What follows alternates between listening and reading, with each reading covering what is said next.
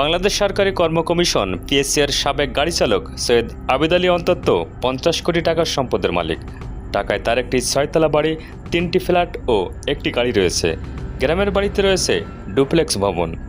পুলিশের অপরাধ তদন্ত বিভাগের প্রাথমিক জিজ্ঞাসাবাদে আবিদ আলী এসব তথ্য জানিয়েছেন বলে সংশ্লিষ্ট সূত্রে জানা গেছে। সিআইডির কর্মকর্তাদের ধারণা, আবিদ আলীর আরও সম্পদ রয়েছে। বাংলাদেশ রেলের উপসহকারী প্রকৌশলী পদে নিয়োগ পরীক্ষার প্রশ্নপত্র ফাঁসে জড়িত অভিযোগে গত সোমবার রাজধানীর শেওড়াপাড়ার ওয়াসা রোডের নিজ ফ্ল্যাট থেকে সৈয়দ আবিদ আলী ও তার বিশ্ববিদ্যালয় পড়ুয়া ছেলে সৈয়দ সোহানুর রহমান ওরফে শ্যামকে গ্রেপ্তার করা হয়। একই সঙ্গে গ্রেপ্তার করা হয় পিএসসির 2 জন উপপরিচালক, 1 জন সহকারী পরিচালক সহ আরও 15 জনকে।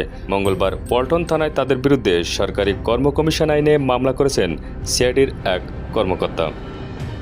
আবিদ আলীর ছেলে সোহানুর রহমান ছাত্রলীগের ঢাকা মহানগর উত্তরের ত্রাণ ও দুর্যোগ ব্যবস্থাপনা সম্পাদক।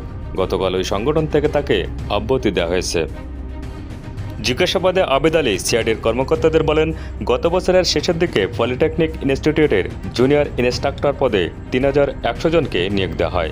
তাদের অনেকের কাছে ফাঁস করা প্রশ্ন বিক্রি করেছেন এবং তাদের চাকরিও হয়েছে। পিএসসি সূত্রে জানা গেছে, সৈয়দ আবিদ আলী পিএসসিতে চাকরি দিয়েছেন ভুয়া ঠিকানা ব্যবহার করে। তার বাড়ি মাদারীপুরে, তবে তিনি ঠিকানা দিয়েছেন সিরাজগঞ্জের। 2014 সালে প্রশ্নপত্র ফাঁসের অভিযোগ প্রমাণিত হয়। পিএসসির চাকরি থেকে তাকে বরখাস্ত করা হয়।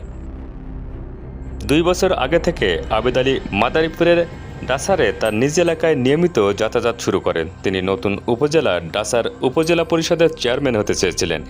এই নির্বাচনের তফসিল এখনও হয়নি, তবে তিনি প্রার্থী হতে দীর্ঘদিন ধরে প্রচার চালাচ্ছেন।